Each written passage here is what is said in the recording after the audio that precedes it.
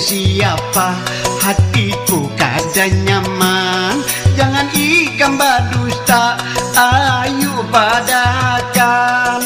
Bila badusta lebih baik ampihan.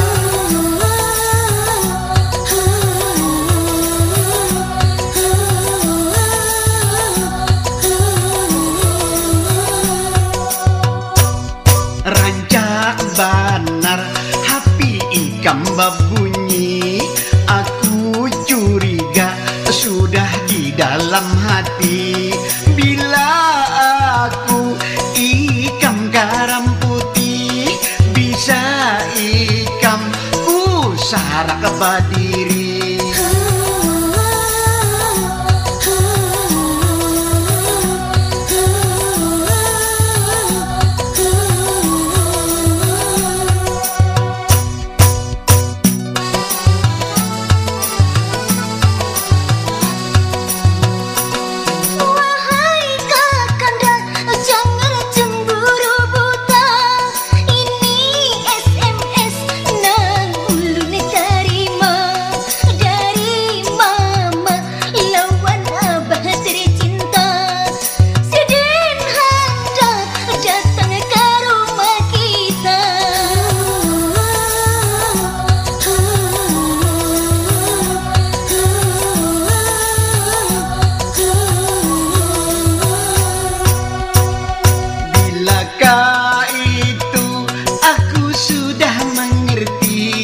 Wayah ini kada curiga lagi.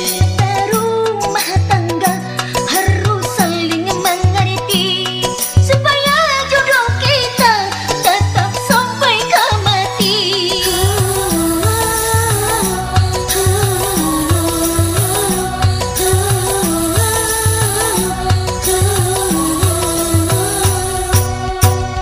Kita berdua ayu berjanji, mulai ini akan gak cemburu lagi. Ada SMS di dalam HP, kita harus sama saling mengerti.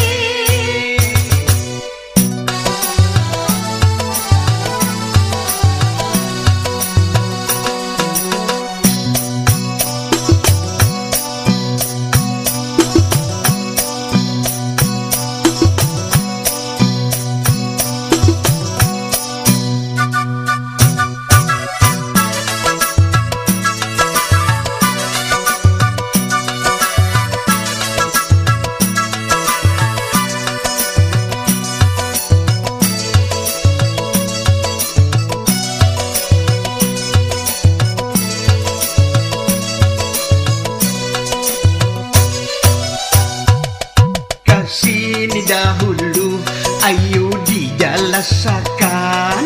SMS siapa hatiku kada nyaman. Jangan ikam badusta, ayo padakan. Bila badusta lebih baik ampihan.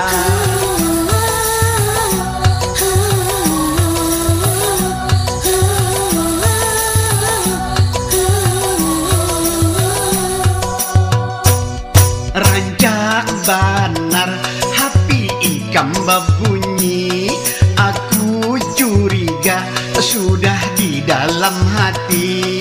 Bila aku ikam garam putih, bisa ikam pusara kebadi.